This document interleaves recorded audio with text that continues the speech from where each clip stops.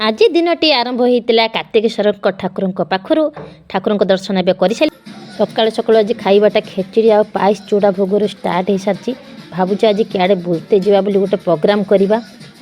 मौसी घर को जीवा बोली बाहरी सारूँ लीलुंर एत पर्यंत देखा नहीं कुआडे गले के जानी आसी पहुँचले ए मौसी घर आम फाइनाली पहुँची पहुँचु अता और मिठे मो खाते लगिगनी मौसी जानी मोर मिठे पसंद से तैयारी रखी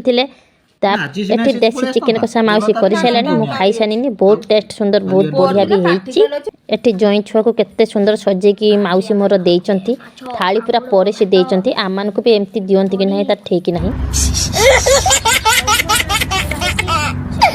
नॉनस्टॉप भाव खाई चलती सारा आमर बाटर आम देखल गोटे फुल बहुत सुंदर होता आमर मौसी घर को जीवाटा केमती लगला लाइक कमेंट निश्चय जानतु आम 100 पर रील्स कर